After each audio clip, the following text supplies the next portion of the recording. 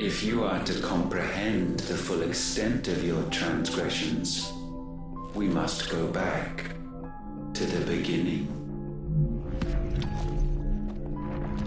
When the world was still young, we visited upon it a miracle, magic, and in its light did all life flourish.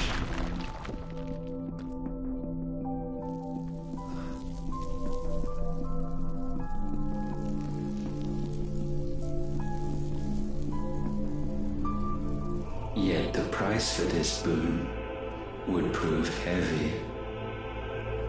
A pall descended upon the land, painting the horizon black as night.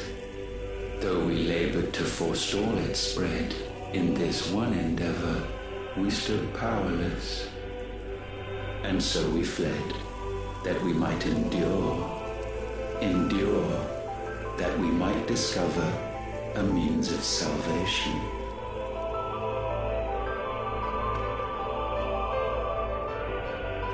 What if it was magic that caused the blight? What of the mother crystals?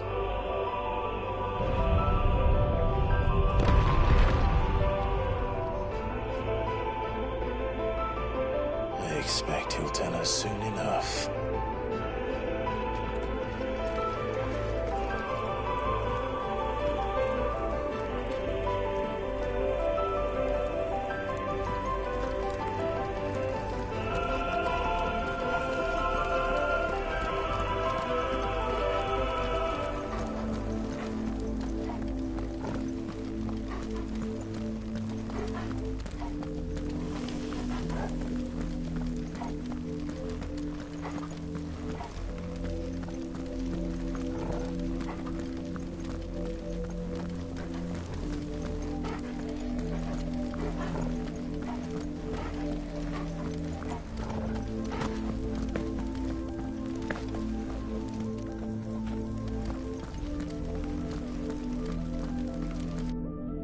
Salvation, alas, was not readily to be had.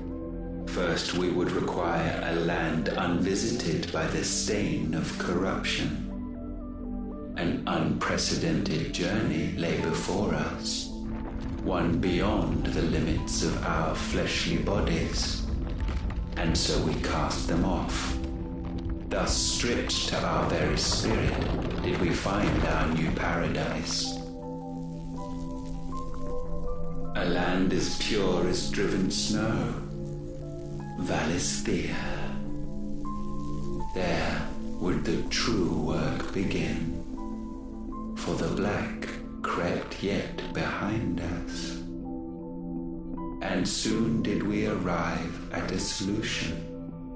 The illness having spread to every organ, there was but one escape from this fate: to start afresh. With a new world. The one for which Barnabas labored. A paradise free from the blight where his God awaits. And where, if we only forfeit our wills and abandon everything we hold dear, humanity can join him. So, Ultima would have us follow in the footsteps of the king. And follow we shall. For now.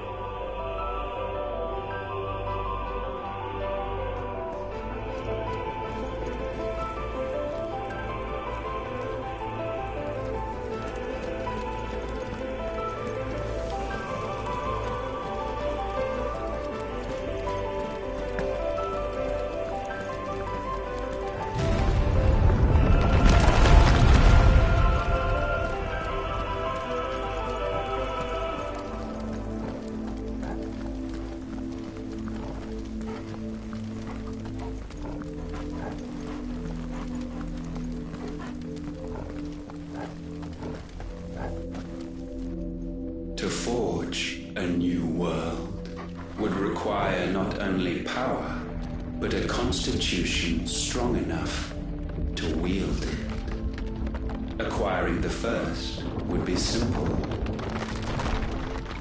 Untouched by the blight, Valisthea was replete with ether, and we had only to place jewels in her crown to claim it. Acquiring the second, however, demanded creativity. And so I cast forth the seeds of humanity. You created us. Is that not what gods do? We sowed the seeds for you, Muthos, all that you might one day blossom. And our future thus secured, we thought to slumber, though that would prove a grave mistake. For it was as we slept that man committed his greatest sin.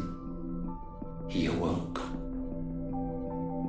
Alone in a world bereft of his god's radiance, he stumbled blindly, desperate for guidance.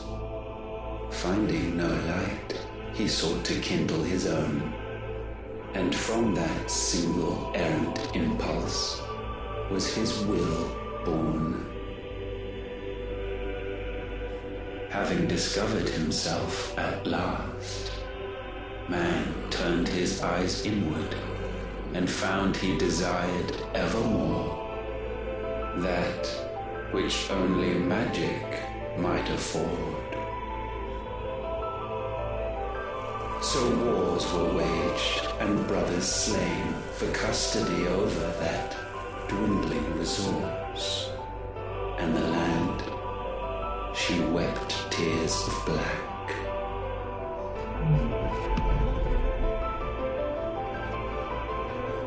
He would condemn us for this. Surely he cannot be so blind to his own hypocrisy. Not blind, just unwilling to admit the truth. But we're one and the same.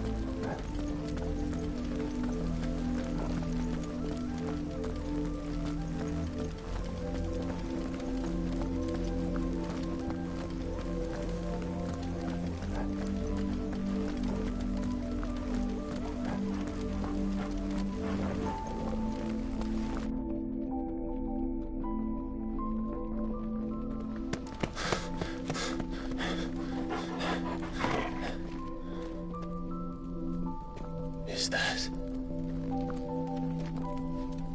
Ifrit, or what's left of him?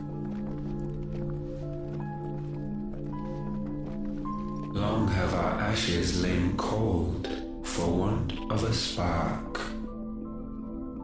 Cast your eyes upon them and see what you must become.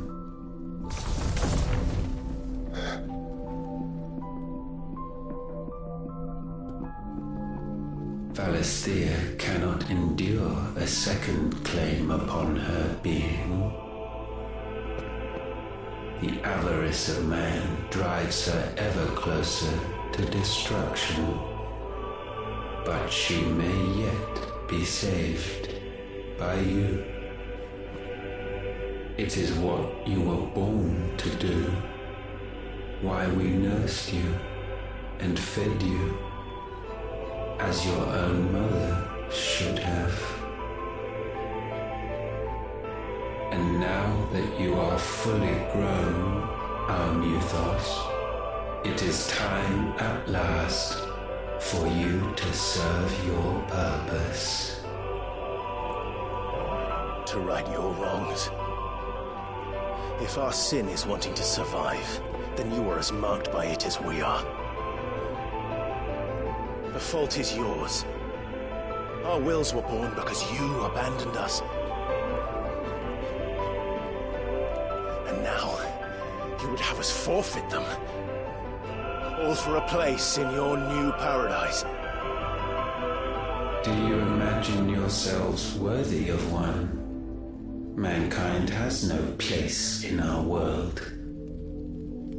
Is this truly so difficult to comprehend? We only ever require you, Nuthos, when the time comes to bid this wretched realm farewell. None shall follow, none shall remain. What do you mean, none? This is our world. Once the land's rebirth is complete, humanity will have served its purpose. Why would we continue to suffer that which has caused us so much vexation? Because the land doesn't belong to you. It belongs to us all!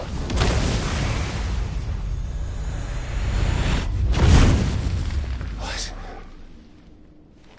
That is where you are mistaken. You own nothing but your precious will.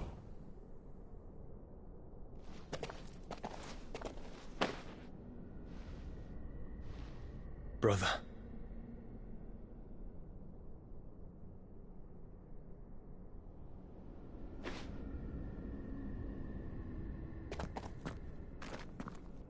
I can't do this alone.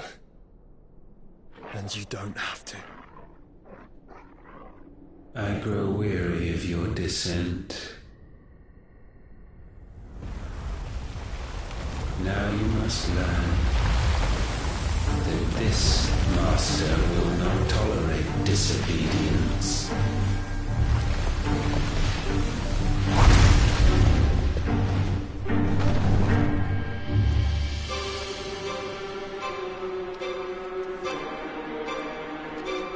My friends, my family.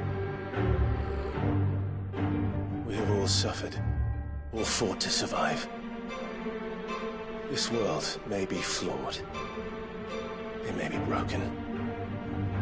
But it's all we have. And if we can't share it, I see only one other choice.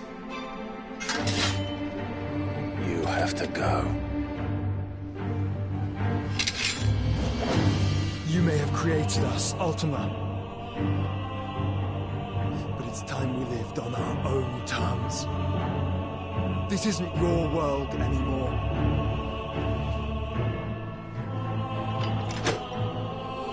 It's us.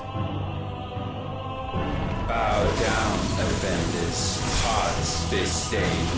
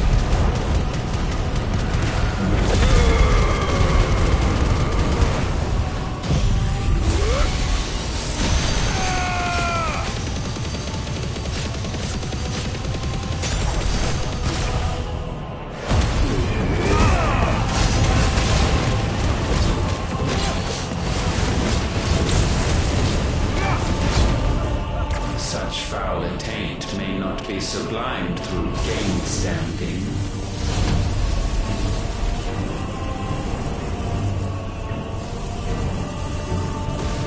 Only with heads hung low is penance paid. O wretched mortals, incapable even of contrition, in fitting season shall we reap our harvest.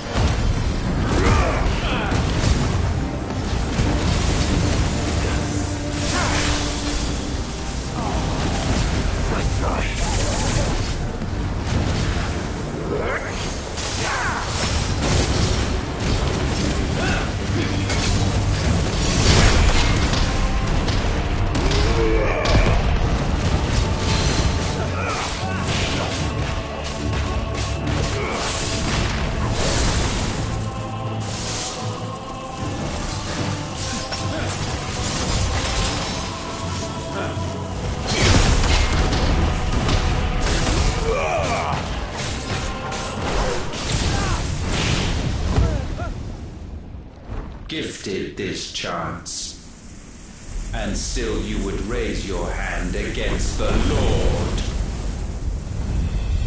What now? The darkness bends.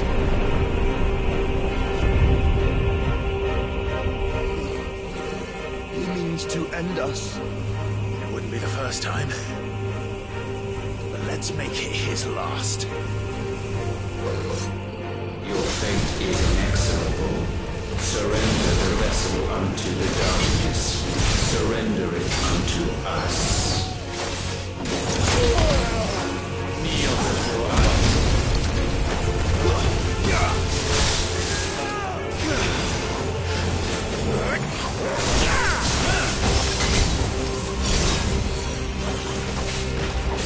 To me, boy! To me, boy!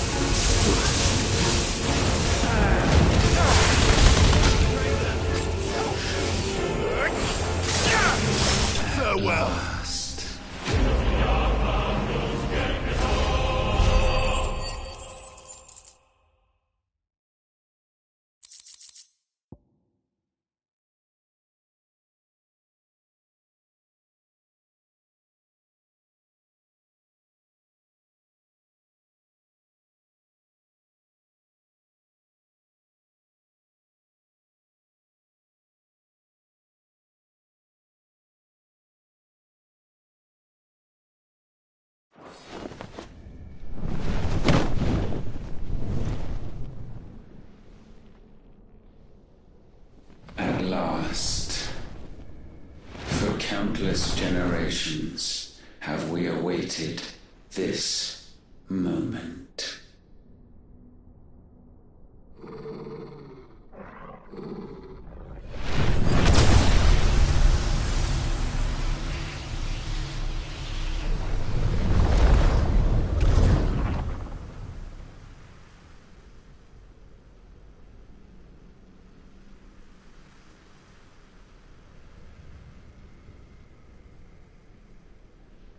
Your struggles have made you strong, yet your soul remains heavy with sin.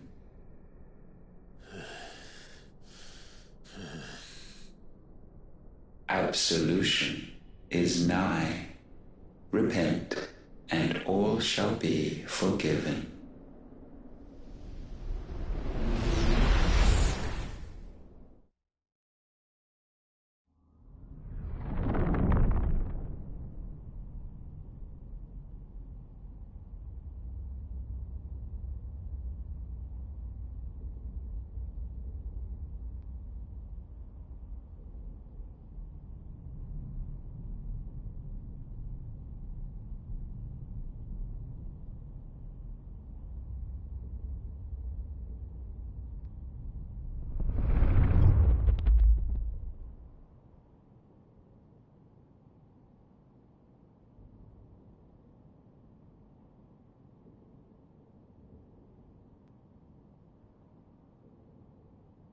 Tell me, Clive, how many lives have you saved since taking my name?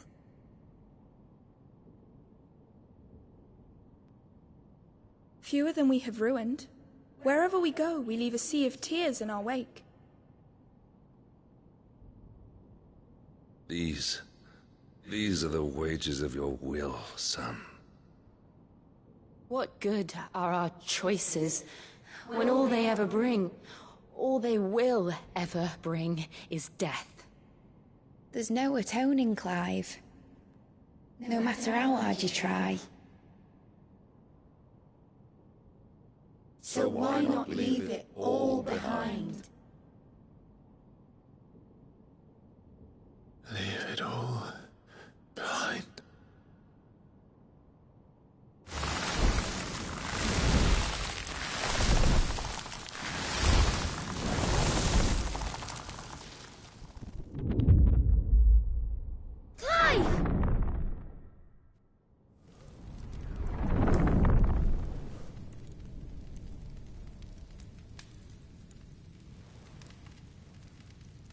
Please, won't somebody save me?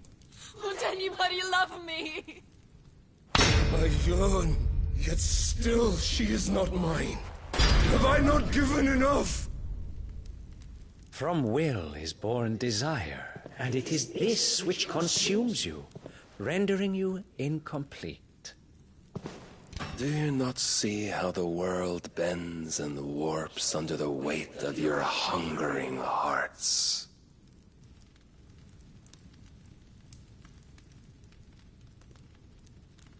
What if it could all just go away?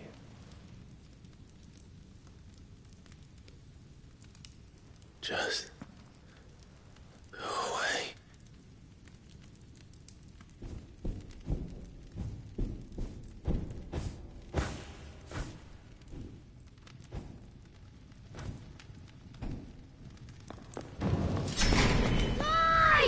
Clive!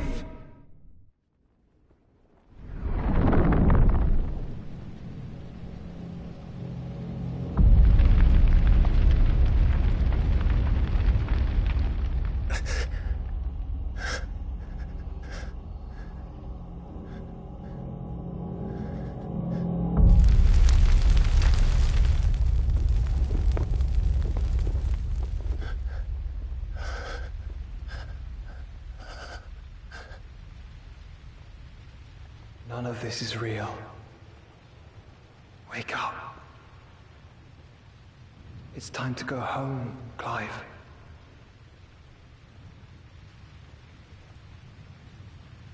Clive. That's right. You're my brother. brother.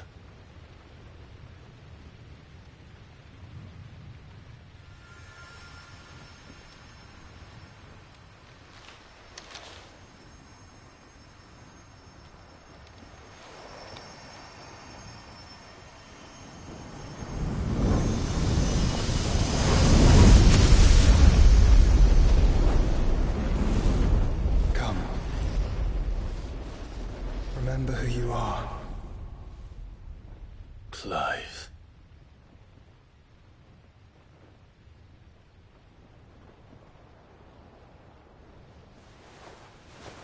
Once more, lest you forget.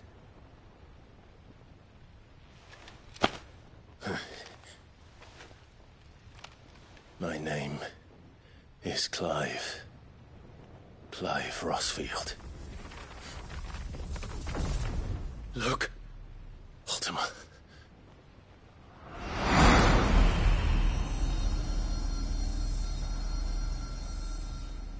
Even here, the light of the vessel's will cannot be quenched. And the Phoenix, his trespass should not have been possible. Not possible unless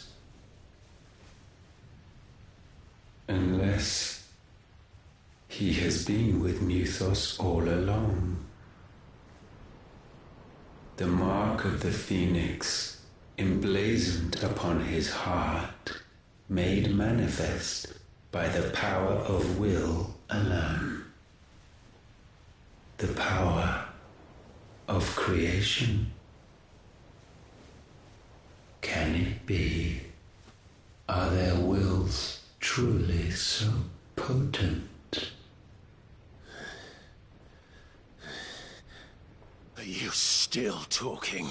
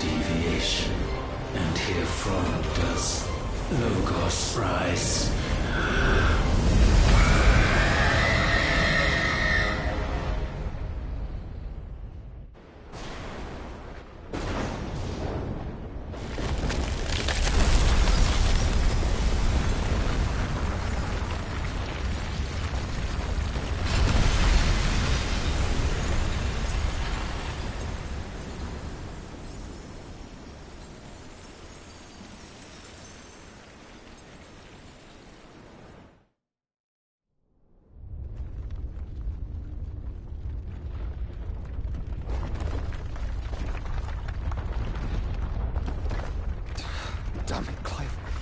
Wake up.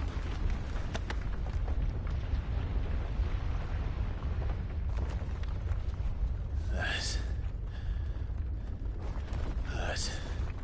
Sorry to wake you, but I think it may be time to leave. This place.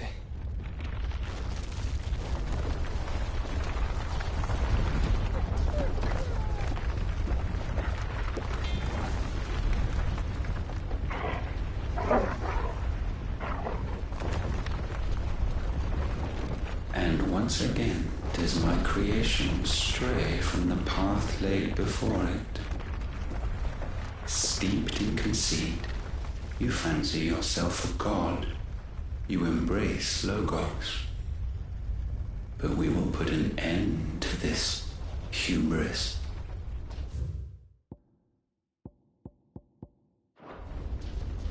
What are you talking about?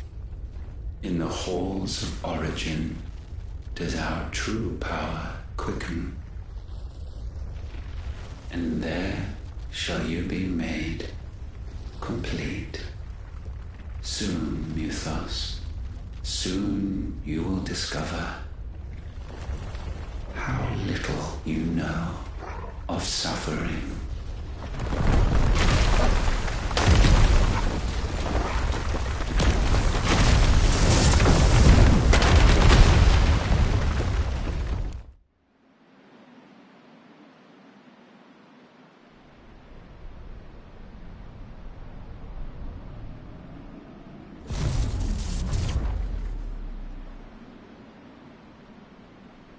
And so the crystals are no more. Yet in their silence, a new song rings. Its chorus building, a crescendo as it enters its final movement, stirring those long aslumber to waking. And back to their origin.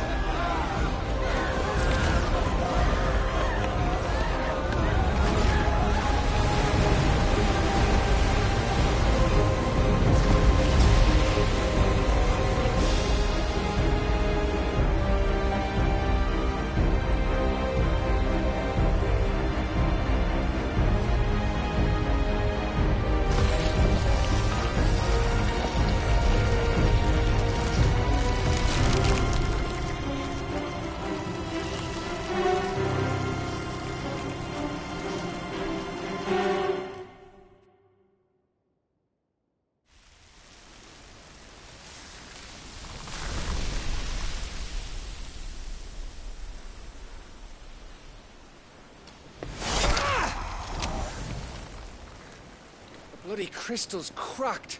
So where the hell are they?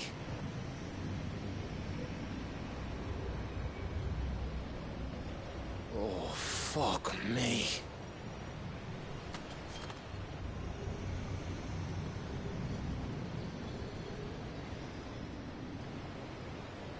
Is that ether?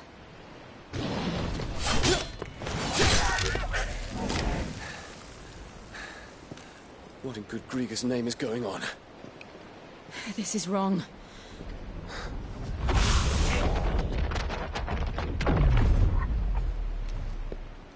Are we back? Clive! Joshua! Jill!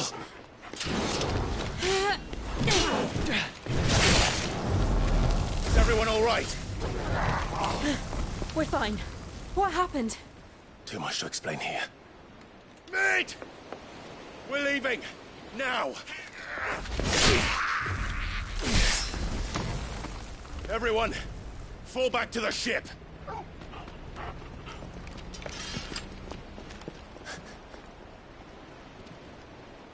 I will be with you anon. Thank you.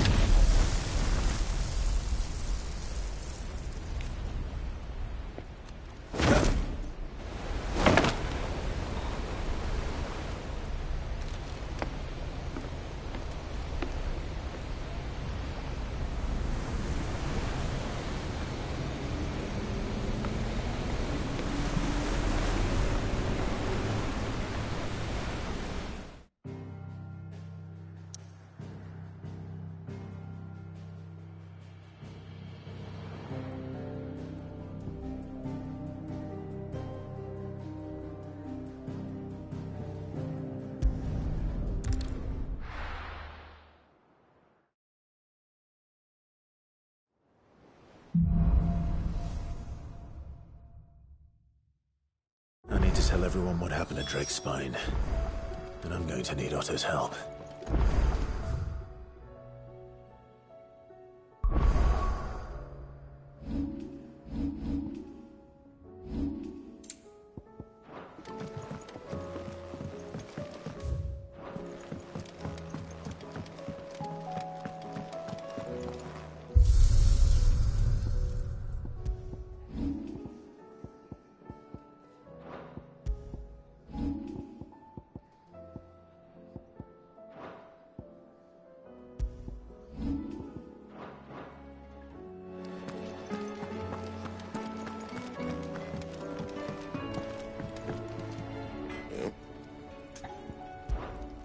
So, will it be?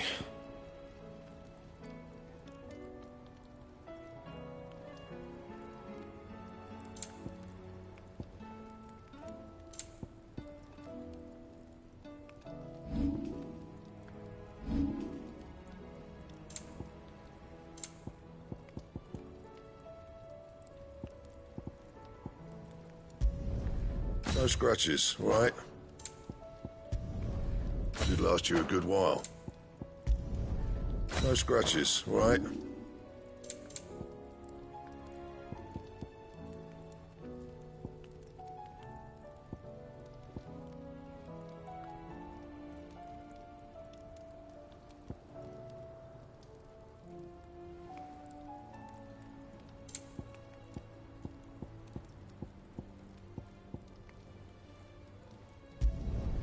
You can thank me later.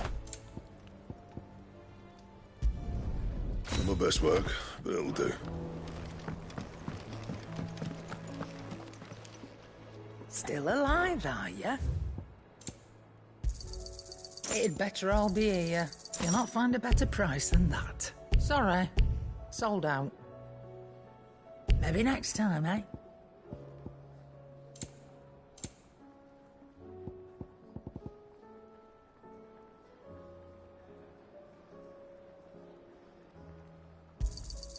It'd better all be here. Is that all? So what do I owe the honour? So, will it be? Yeah, that should do you. Anything else? First the skies.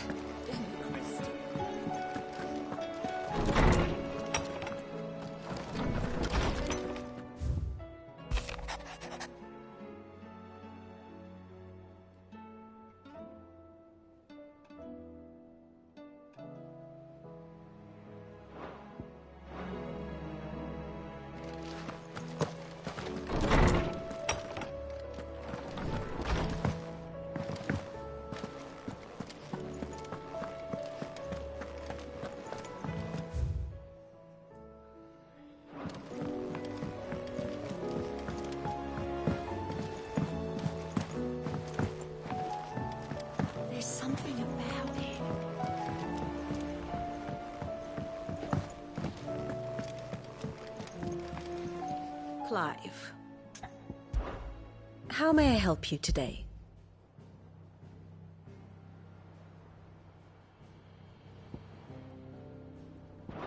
Study it well, Clive. Very good. Still alive, I see. Something tells me that eyesore on the horizon is your doing. How'd you manage that? It's a long story. One that I'd rather only tell once. Right. All hands on deck, then.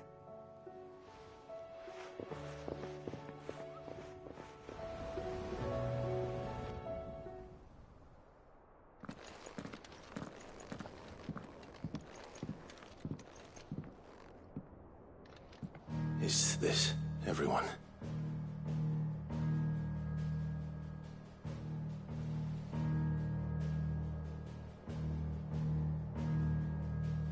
As I'm sure you've all guessed, the crystal which now commands the eastern skies was summoned by Ultima.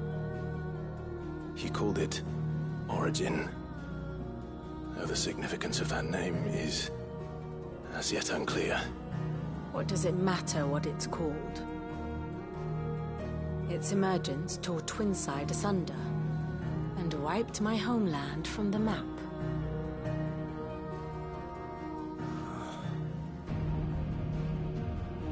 Mention of the Dominion spires can be found in the oldest of Varisthian records. But to the best of my knowledge, none provide any hint as to their true nature. That they would prove the horns of some slumbering demon. Well, the Dominion's demise was at least quick. Elsewhere, the Republican army cannot hope to contain the chaos engulfing Randalar. Canberra is in flames, and the Empire. Our allies are crying out for answers. I've sent the Cursebreakers to give them what assurances we can, but right now that amounts to fuck all. They wouldn't be able to stop what the skies have started in any case. People here and across the realm grow sicker with every passing day. Could it be that this new Mother Crystal is like the others? That it draws upon the land's ether? It certainly looked that way from stone here. If that were true, it would explain the hastening spread of the Blight since the crystal's appearance. Would it not? And as the land's ether slowly rises to the surface, it pools, corrupting all who cannot channel its energies. Archay above, ether floods below, and in the middle, here we languish, hopelessly entrapped.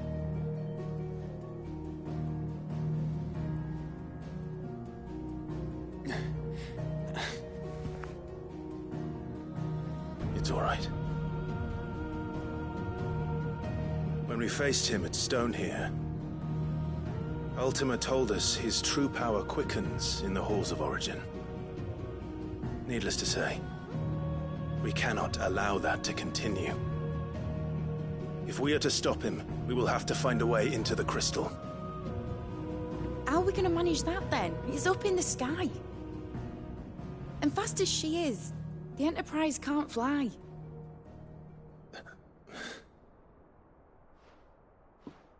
It's a lot to take in, and I reckon we'd all benefit from some time to clear our heads. The answer will come to us. Don't you worry. Ain't that right, Clive? Right. That's right. Well, go on then. Bugger off.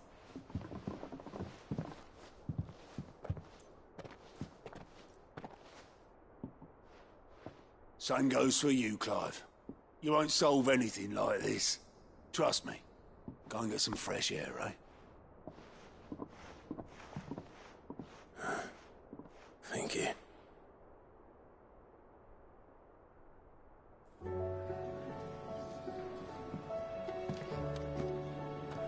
Joshua seemed upset.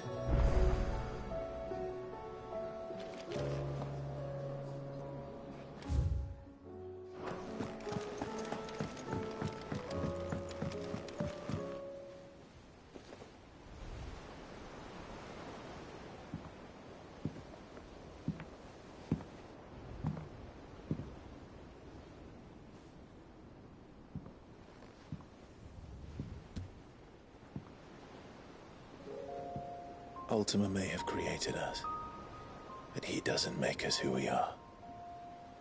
Only we can do that. And if he would have us fight for our survival, so be it. It's what we've been doing all along. Much like Ultima himself, it would seem. His new world being naught but a means to survive. And so, we must contend to decide which of us shall inherit the land. Should Ultima prevail, it will mean death for us all. Of that, we can be certain. But even should he fail, what world awaits us? A withered, godless place, where our newfound freedom will most like prove a chain in itself. Well, that may be. But a chain can always be broken. As long as one has the will to break it. It won't be easy. It may take generations. Centuries of suffering. And that is, if everyone plays their part. But it will happen. And when it does, it will be on our terms. That is the world that awaits us. Indeed. And what better world could one wish for?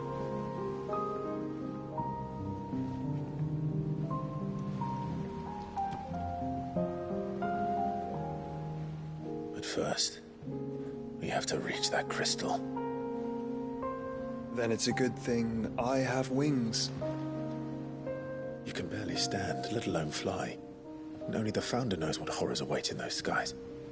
You certain about this? Am I certain? I am the Phoenix. I will do what I must. This is our fight. Remember?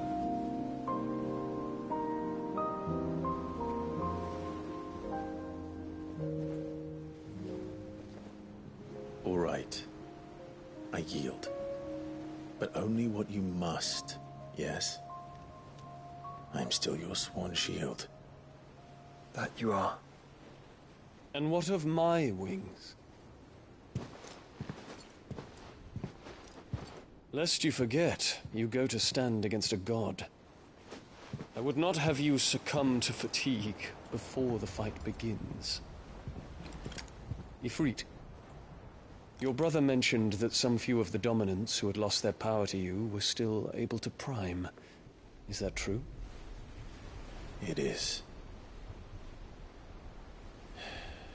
But their icons no longer submitted to their will.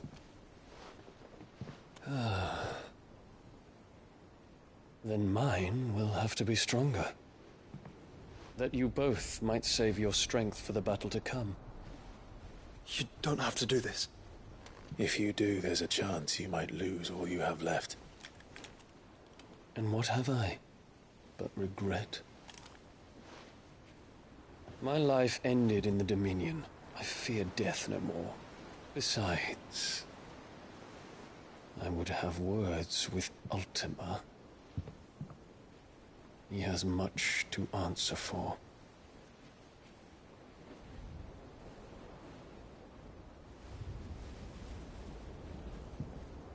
We are in your debt, Dion.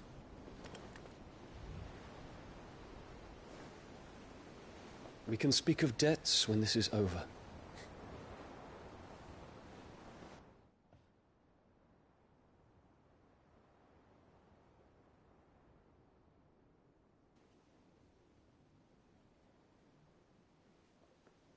He speaks like a man who knows he's not coming back. And has come to terms with that. That doesn't mean that we have to. Does it, Clive? Time to talk to Jill. I only hope she understands.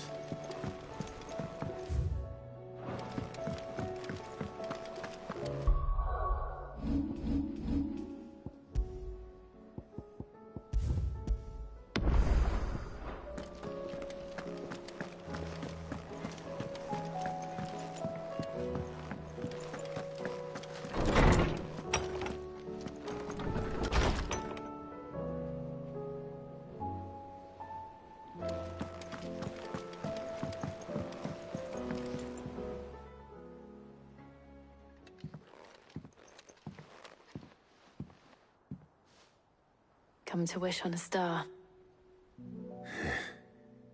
That might not be such a bad idea. This is it, Jill.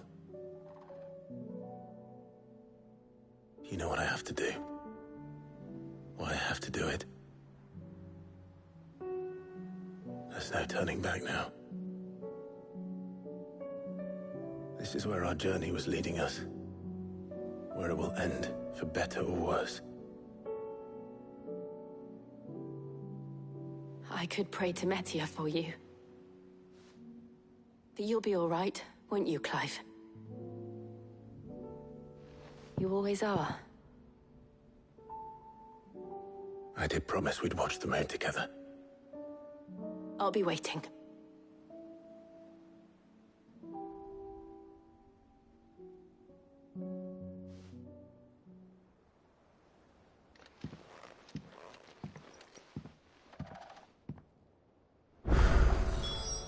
It's almost time. Better make sure I haven't forgotten anything.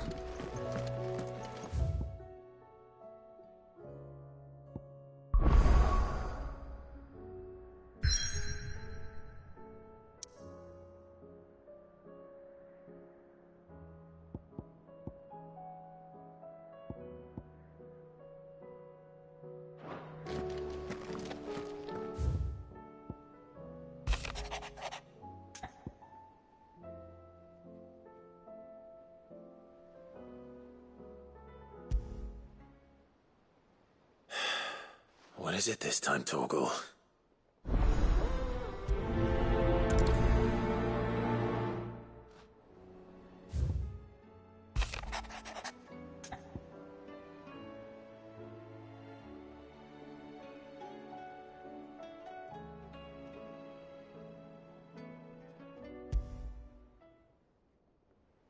Something tells me this is no mere adventure story.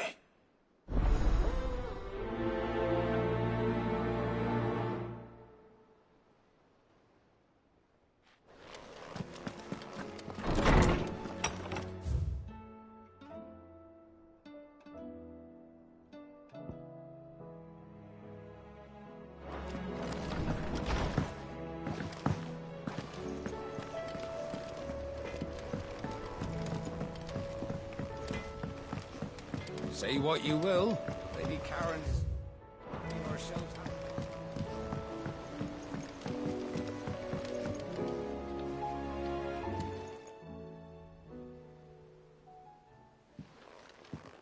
Pining for something, boy. What is it? What do you see out there?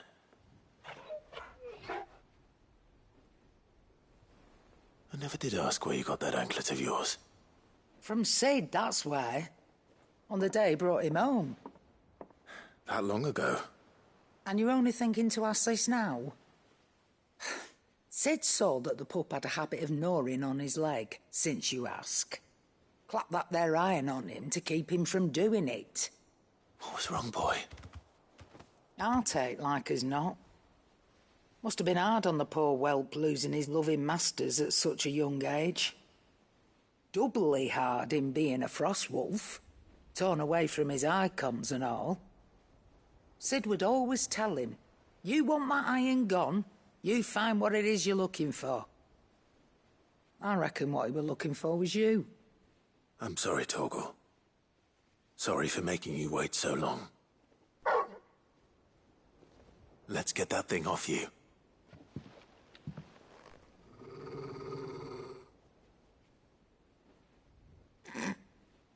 Doesn't sound like he wants it off. Indeed. You miss Sid as much as the rest of us, don't you?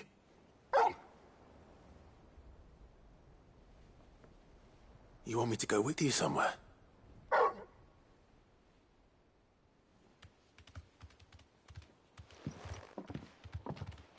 Quick, aren't you? Glad you've been paying attention. Not nearly as much as you have, Lady Karen. Aye, good thing and all. It's not like Gav would have kept him in nuts and rubbed his belly these past 10 summers. Your kindness is appreciated. You've been a good friend to him. Only because he doesn't talk back like the rest of you. Go on now.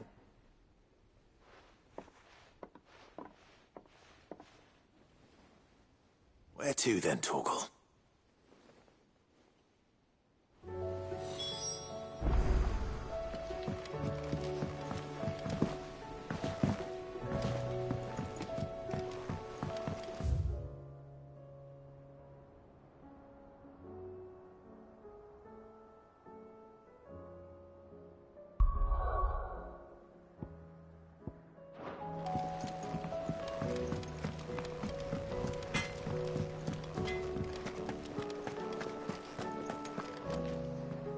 All right, Torgal. Where are you taking me? I'm going to need a little bit more than that, boy. Do you have a better hint for me? Unless... you've already given me one. Back on the rear deck, you were looking west, toward Rosaria.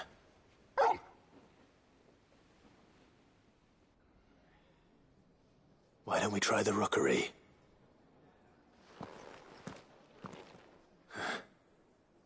I haven't been to the island in almost 20 years. To Port Isolde, then. Fingers crossed the old mooring is still there.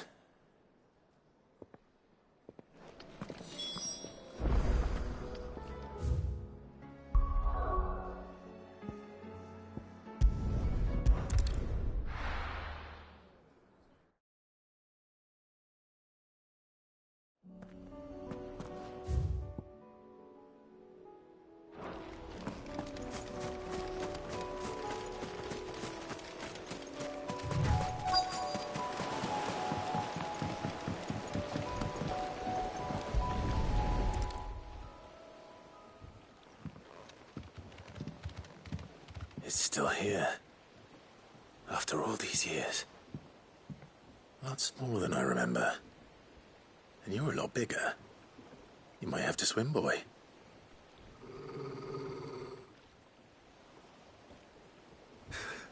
I wasn't being serious.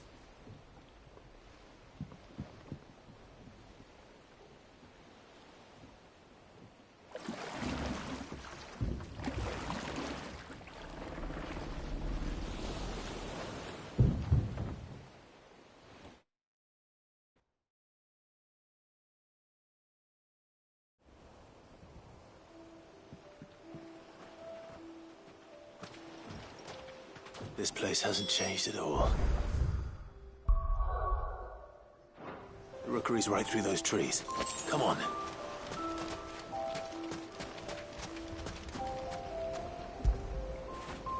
Fetch!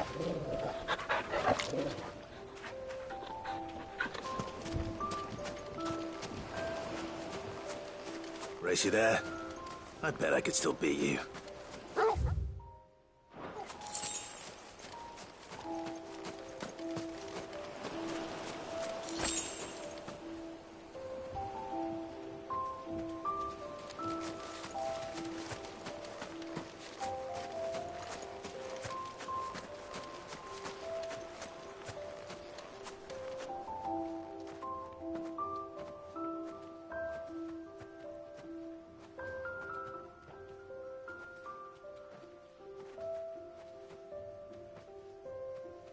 Here we are. This was our hideaway. Wasn't it, Torgal?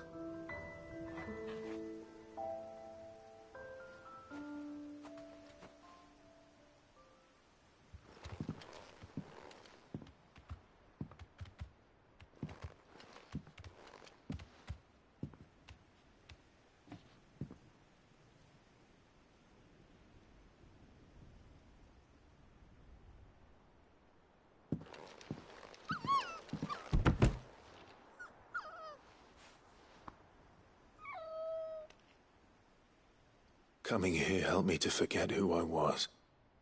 Or wasn't. Prince, shield. Son his mother could love. Had I been any one of those things? Perhaps.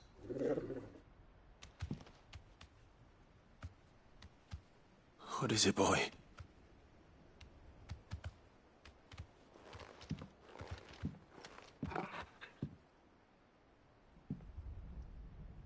This is all from the castle.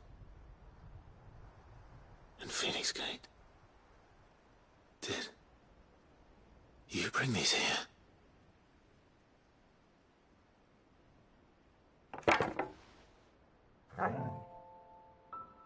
My sparring sword.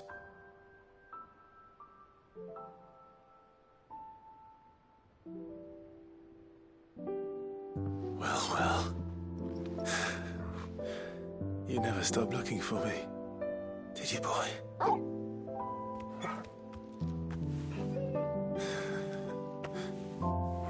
Thank you, Torgal.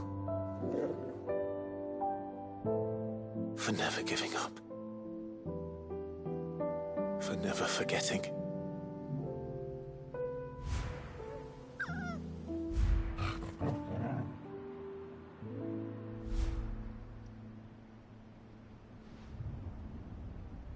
Let's take this with us, shall we? So I don't forget either.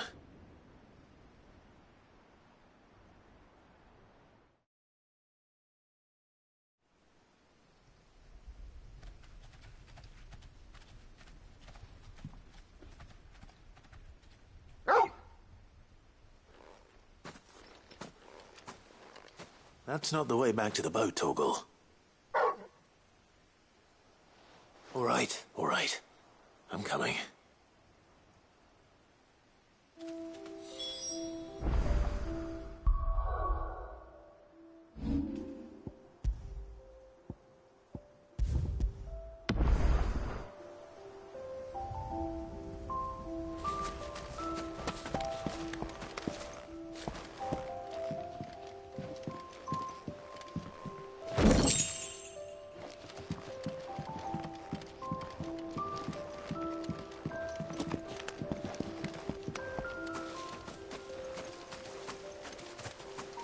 I think I know where we're going.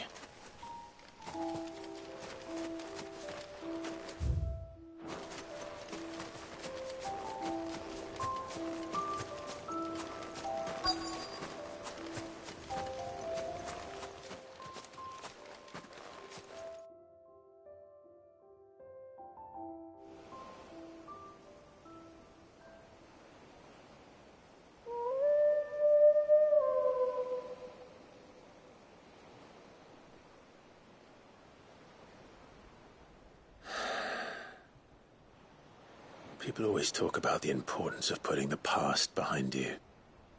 But without it, we wouldn't be who we are today. And we certainly couldn't steer our way to a better tomorrow. Come on, Torgal.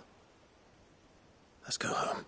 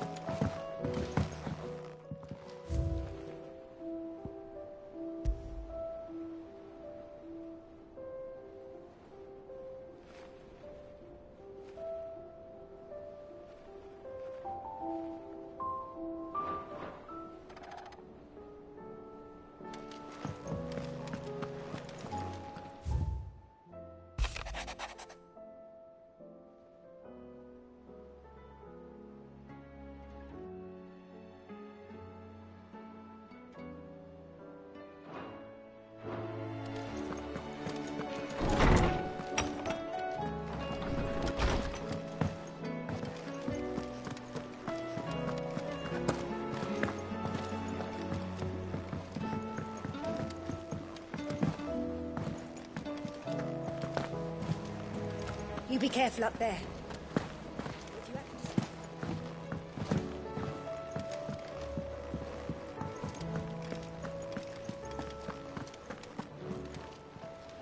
How may I help you today, Clive? Come to claim your just desserts? You earned this. Come again. I may...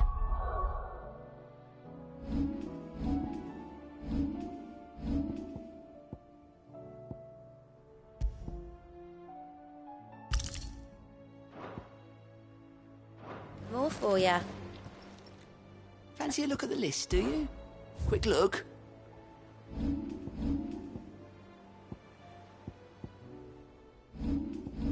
Always something in there.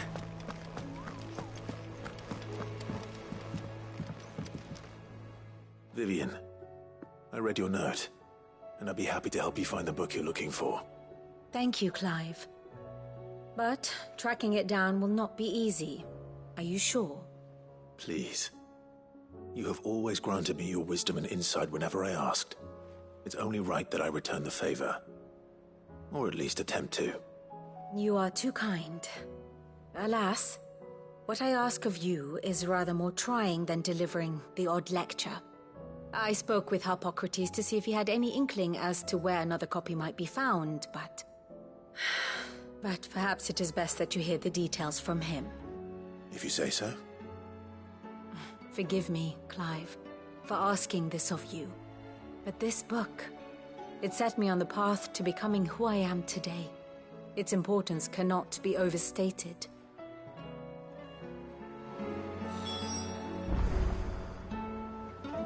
Clive. How may I help you today? One must understand one's place in the world. Thus ends today's lesson. Back again? Harpocrates knows of the tome I seek. Whether what he has to say makes you happy to have agreed to help me is another matter. Godspeed.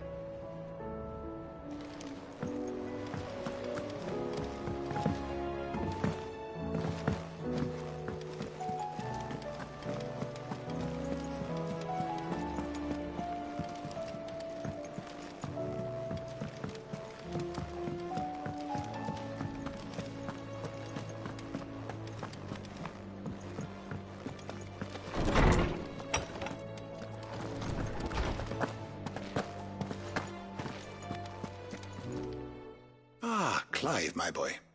What a pleasure it is to see you. Harpocrates. There's something I need to ask you. I've been charged with locating a book called From a Distance. Then you seek a rare gem indeed. One whose name I had not thought to hear from your lips. You've been talking to Vivian. Right as always. But she didn't seem keen to tell me very much. I take it she didn't like what you had to say. And yet I gather it did naught to dissuade her. Clive, if the young professor has tasked you with obtaining a copy, I fear she asks the impossible. The executors would not allow it. The executors?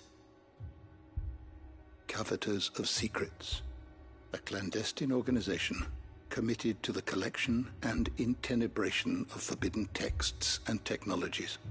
One such text being the tome Vivian seeks, chronicling as it does the true history of the enslavement of bearers. A tale which could overturn the established order were it ever to become widely known. Or, so rumor has it. I've never actually read the thing, or even set eyes on it for that matter. How is it that I haven't heard of this organization? Why, secrecy is the executor's watchword. They lurk in the shadows, emerging only to seize that which must be seized, be it books, inventions, or people, before disappearing again, leaving nary a trace. Which would explain why Vivian's copy was snatched from her grasp not long after she found it. By the hand of the executors, yes. But what drives them? Self-interest or ideology? Fine question. Sadly, all that is known of the executors can be recounted in a single breath. You may just as soon ask me of their origins, numbers, or the identities of their leaders. Any answer I give would be pure speculation. Then my hunt was doomed from the first. What was Vivian expecting? That I'd pluck it from thin air? Not from thin air, no. From ash. Rumors of the executors are rife among the scholars of Storm, but rather less so across the strait. I have a friend. Well, I had a friend in the village of Garnick, a collector of rare tomes, upon which subject we would oft correspond. Alas, I have heard naught from him since the skies fell dark. And no doubt he, too, has turned.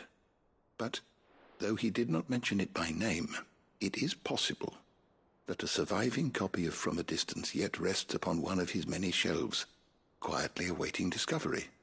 If you were, by some chance, able to save even a single book from the poor man's library, I know his soul would rest easier.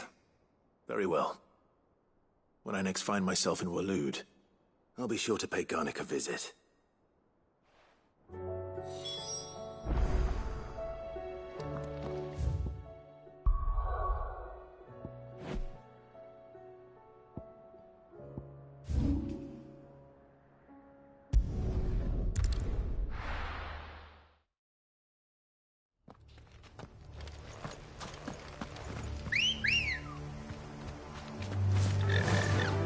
Fly, Ambrosia.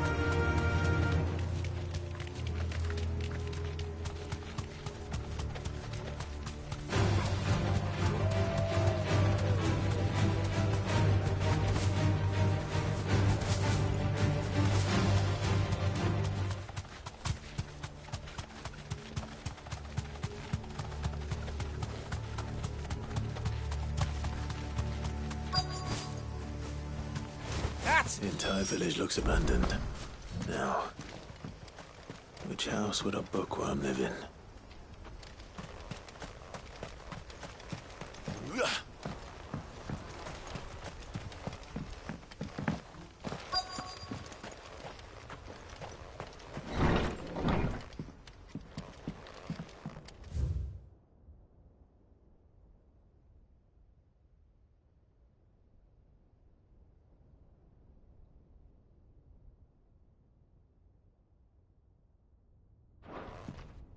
This is a Royal Army logbook.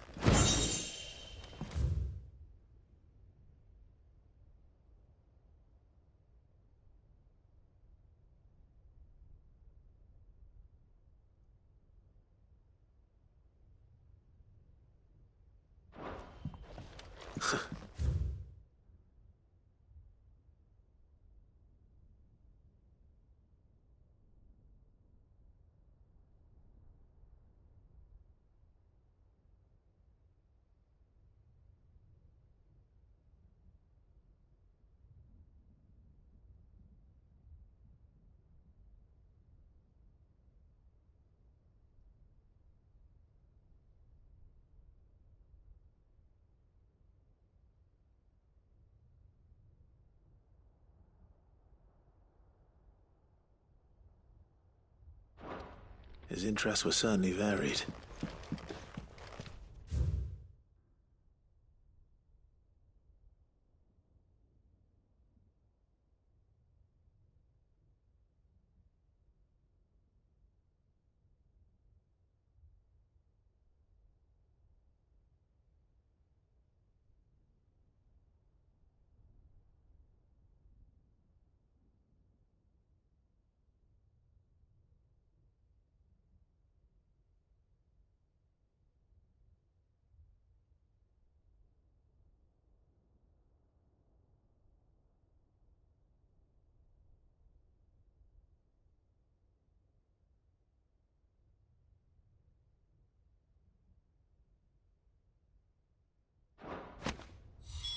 This is it. But if what it says is true, I need to get this back to the hideaway.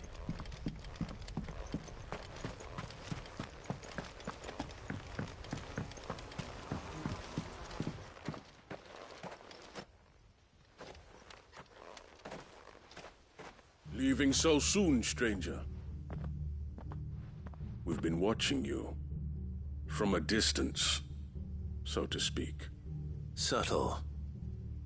I know who you are. Then we need not waste time on introductions. Hand me the book. Leave it in our care and return to your life. Your care? Do you mean to burn it or bury it? That is not my decision to make. But by one means or another, its contents shall be removed from the common record. Then I'll have to politely refuse. I won't let you erase our history. Then we find ourselves at an impasse. Very well. The book can just as easily be pried from your dead hand.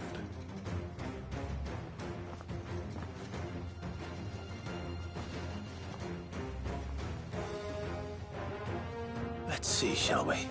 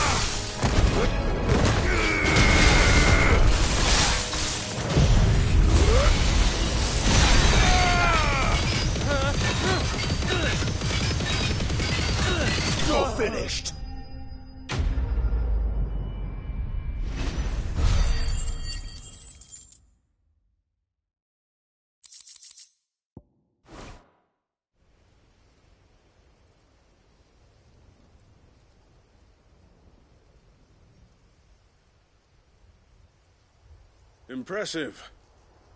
But we have other means. We shall claim the book yet. Why do you want it so badly anyway? It lays out in no uncertain terms the vanity and avarice of mankind. It tells the shameful history of the persecution and oppression of a gifted few by a giftless many. Would you say that this interpretation was correct? I don't know. You don't know. Your sword may be sharp, but your wits are dull.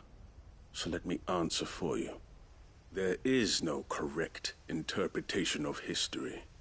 That a series of events took place may be proved beyond a doubt. But there can be no single, immutable explanation as to why they came to pass.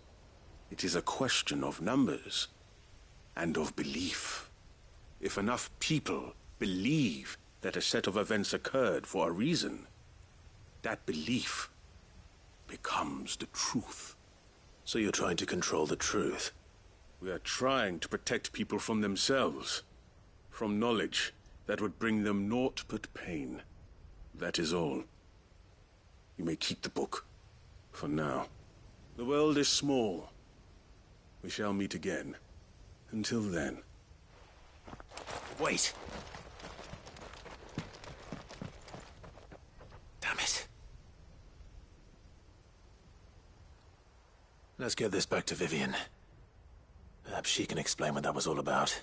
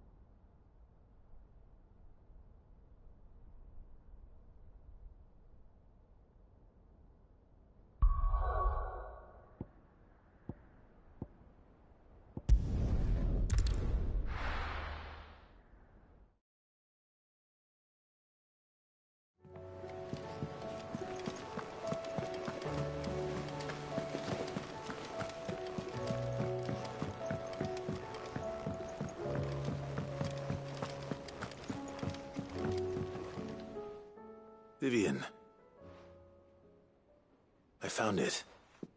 The book you lost.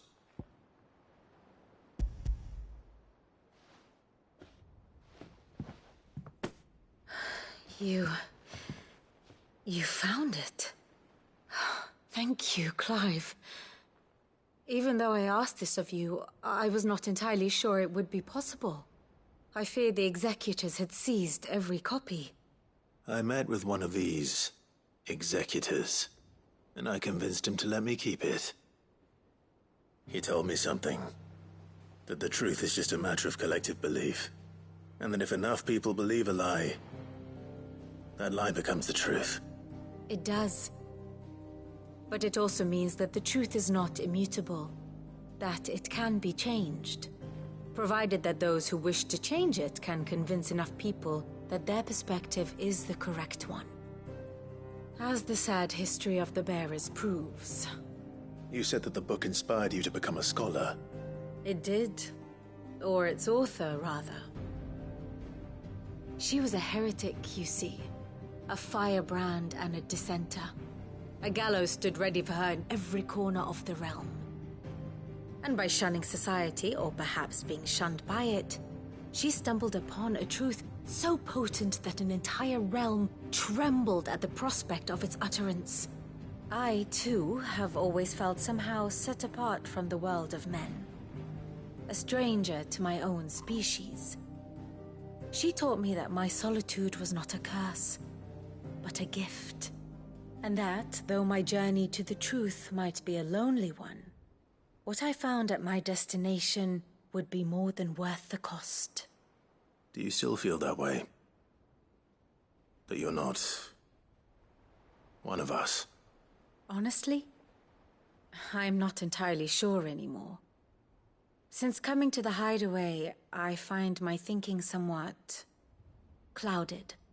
Perhaps the result of studying mankind from a rather closer perspective than I had intended. But the more I study, the more I find value in this perspective. In looking not from the outside, but from within. So if you'll permit me, I'd like to continue my work here. Remember, Clive, when enough people believe, belief begets truth. Give the men and women of this benighted world the gift of truth. Make them believe in you, as I do. I'll try, Vivian. I'll try.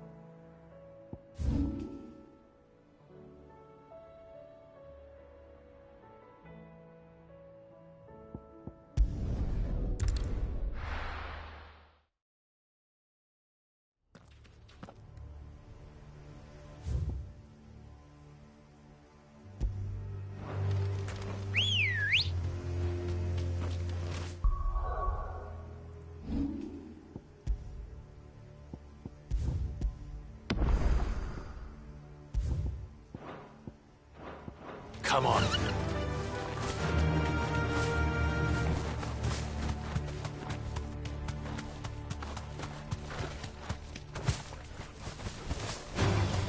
This might take a while.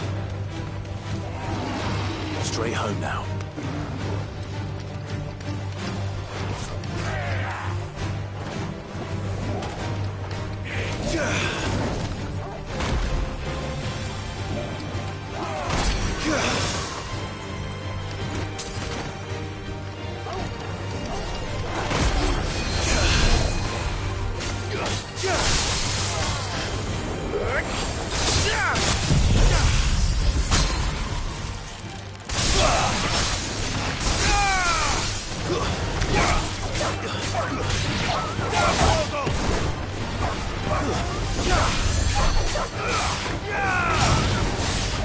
It's over.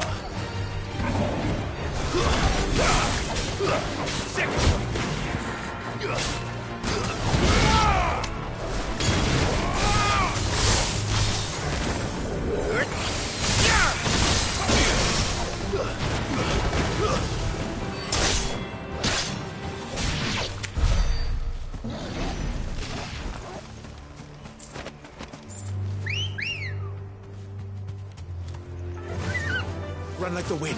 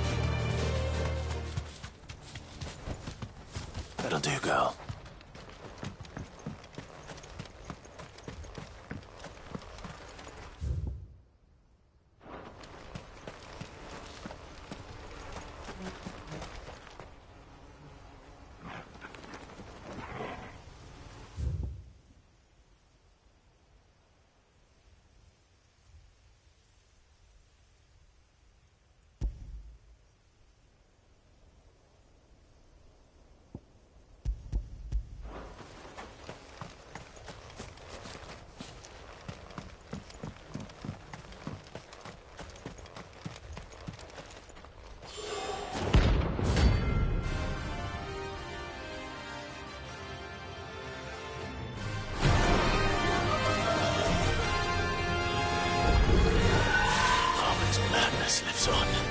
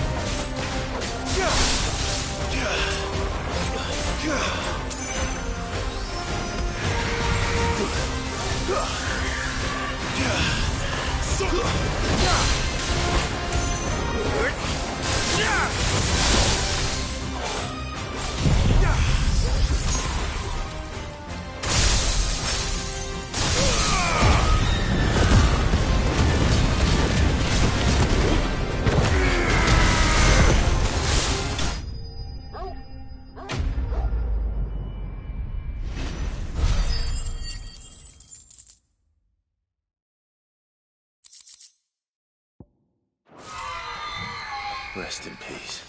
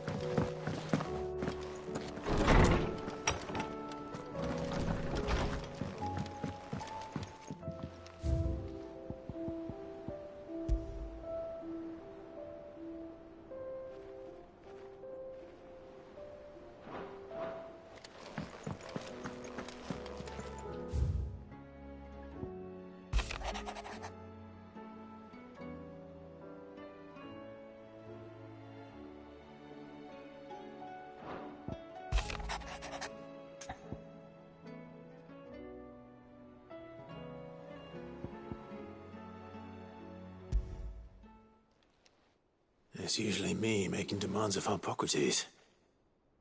I wonder what this is about.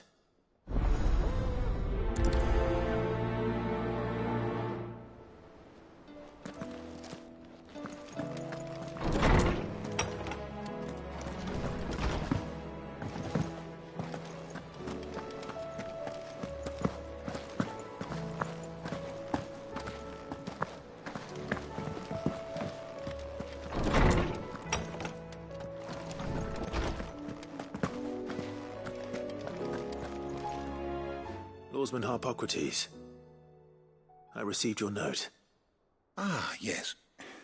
I expect you're wondering what this is all about. You spoke of making amends with Dion, but I can't imagine what for. Then I should begin by telling you that I was once his tutor. This was some years ago, of course, before I joined Cid in his hideaway. At that time, I was counted among the foremost scholars of Oriflamme, and was accordingly invited to the palace to supervise the young prince's education, all to ensure that the future emperor had a firm grounding in, well, everything an emperor should. History, religion, commerce, government.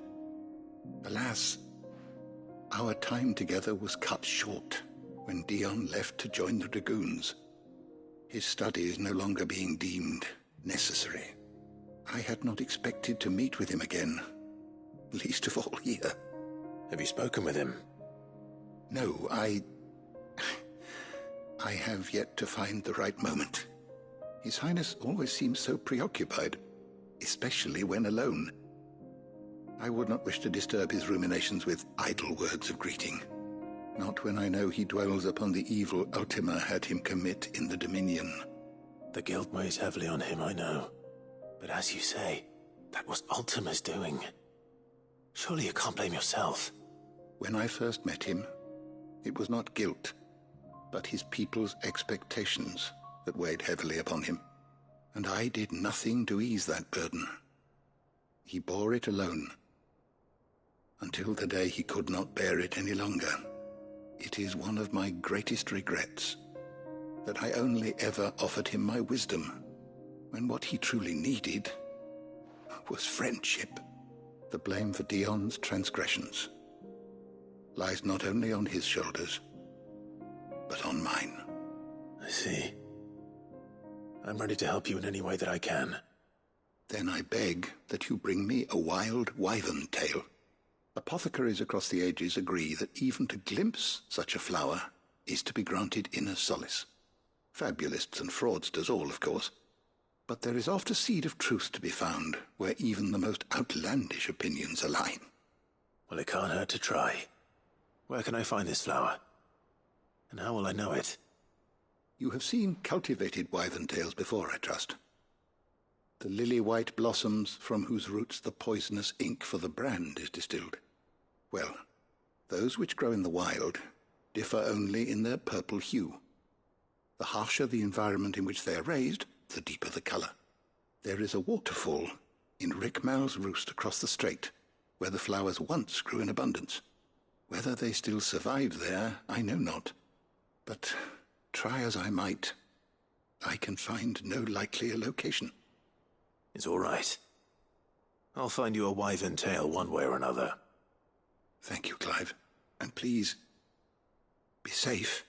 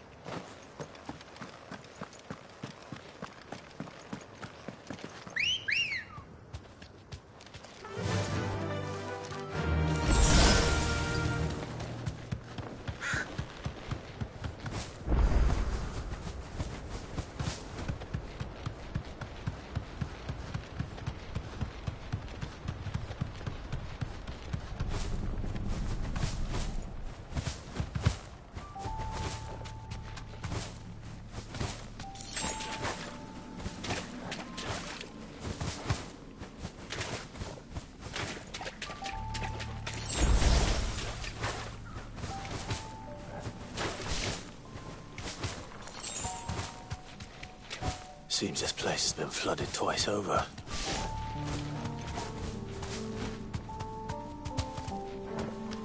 Purple flowers blooming next to a waterfall.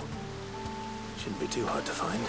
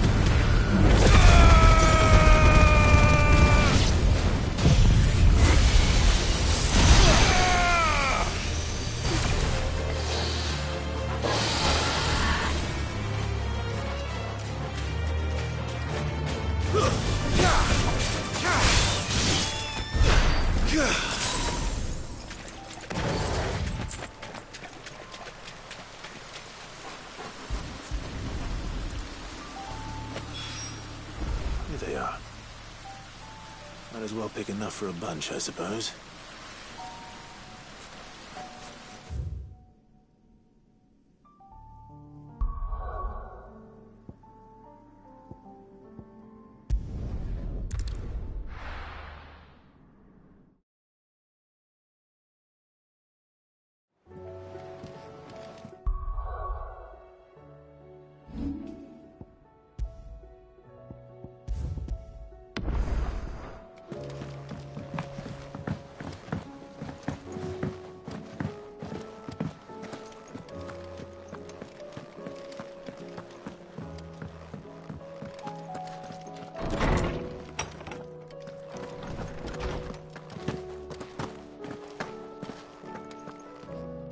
Oarsman, I found the flowers you were looking for. You did? I think I did.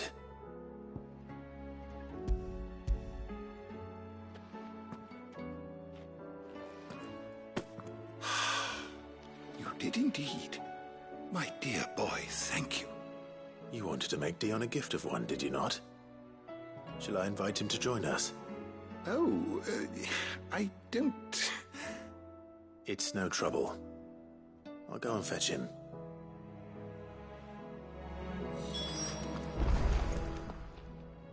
Knowledge hoarded is not...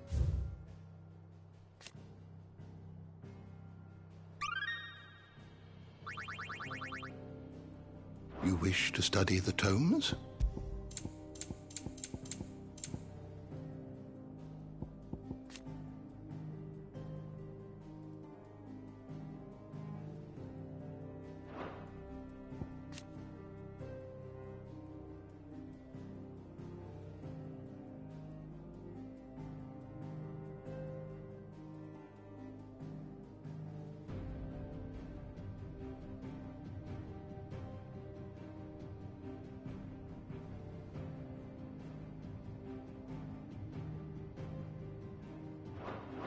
Did you learn everything you needed?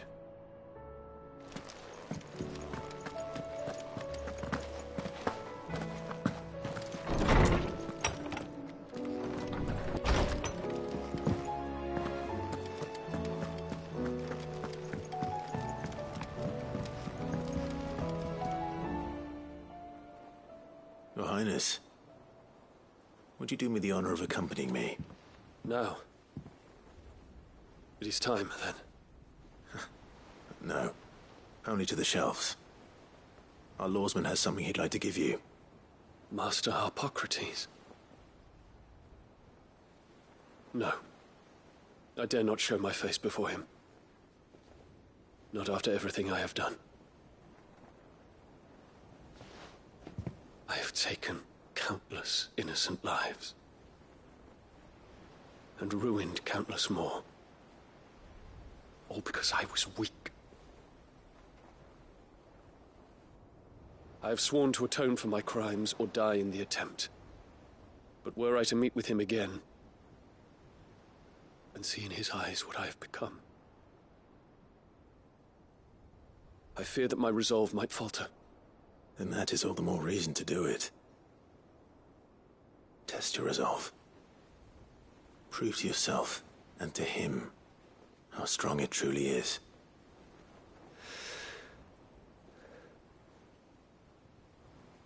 You are right. I must, at the very least, offer him my gratitude.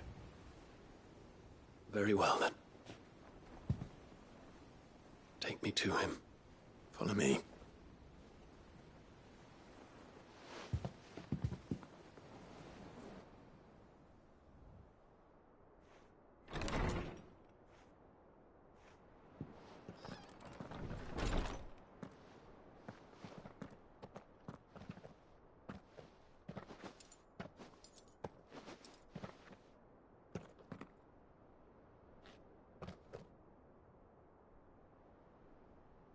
Even now, I hesitate to approach him. What must he think of me? You'd be surprised.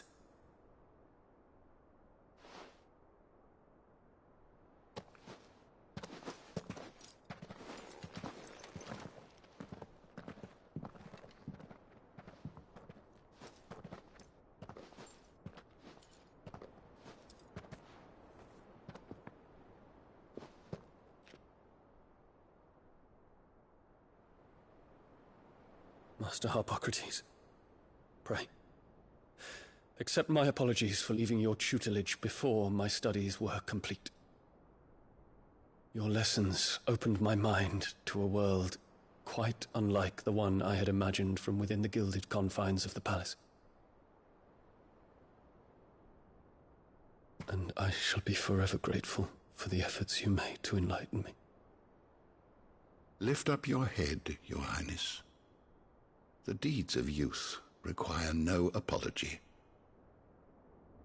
That you took the time to visit me says much about the man you have become. Now, there is something I would like to show you.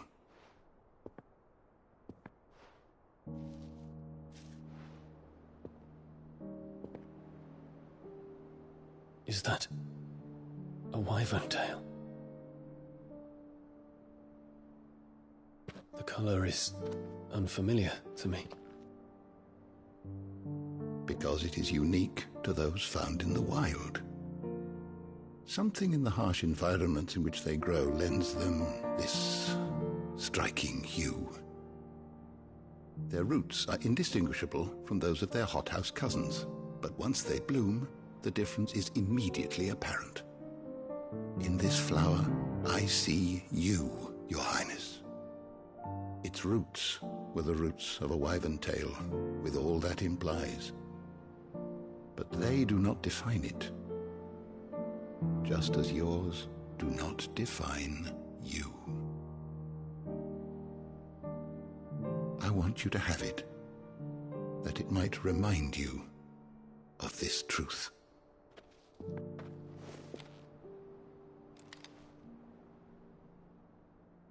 Master Harpocrates, I would ask of you a service. Keep your gift until I have fulfilled my duty to the realm, for only then shall I be deserving of it.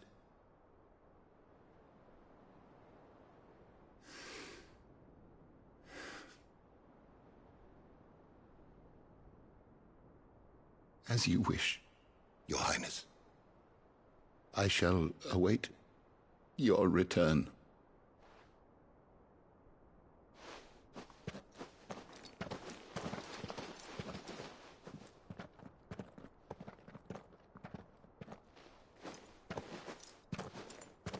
Our Roots do not define us.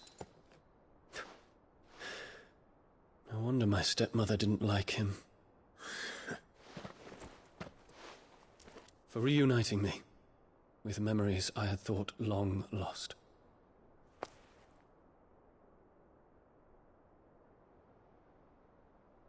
I shall not forget this.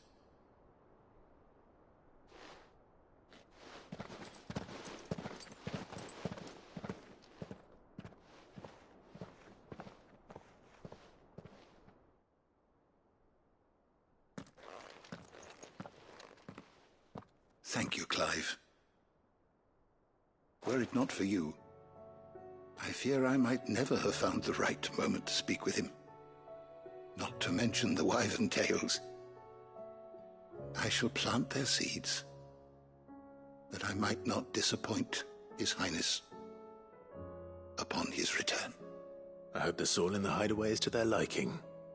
Why, these flowers bloomed in the bleak, black wastes of Waloed. I'm sure Nigel's yard will suit them to a T.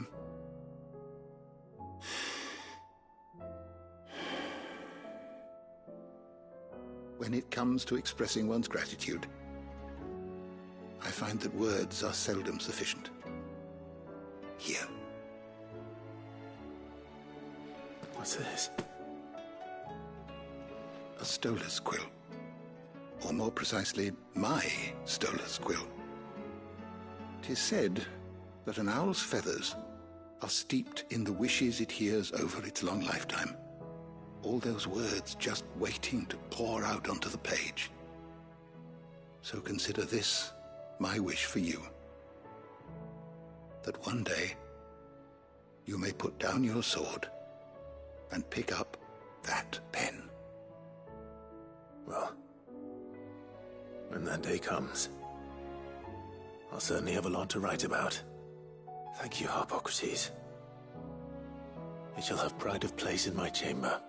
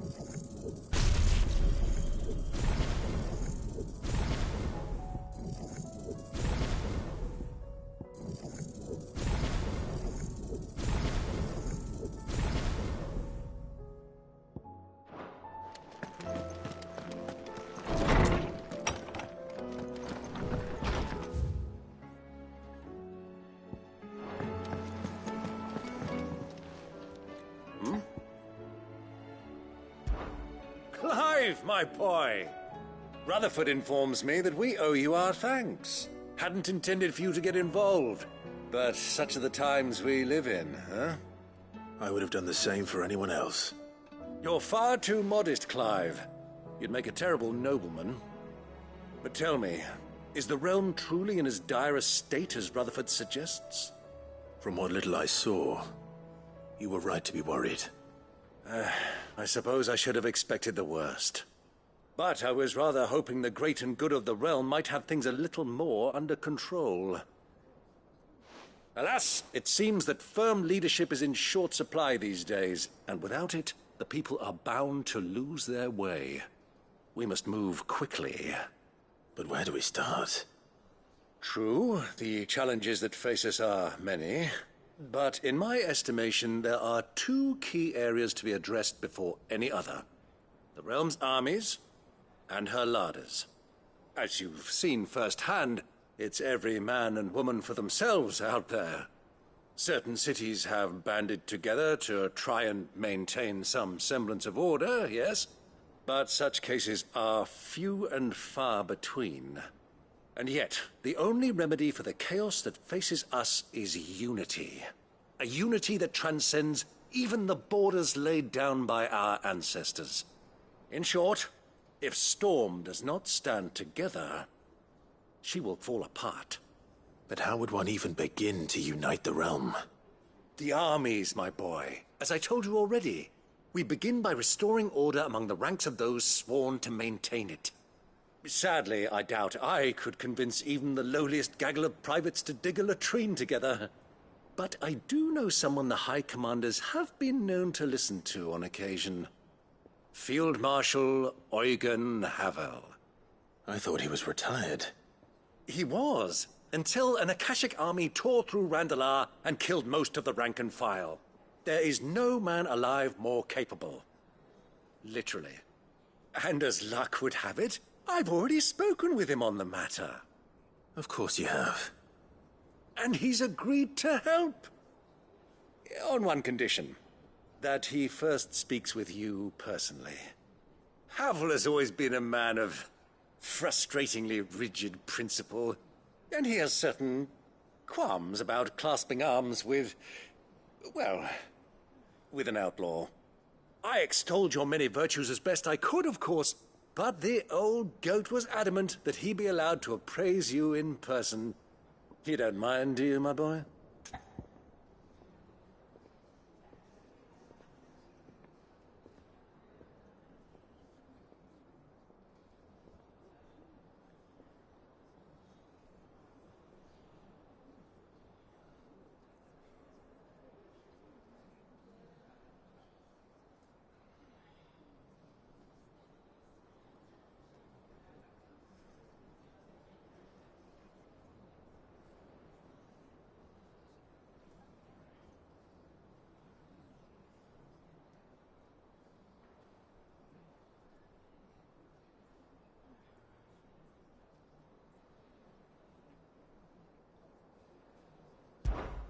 Of course not.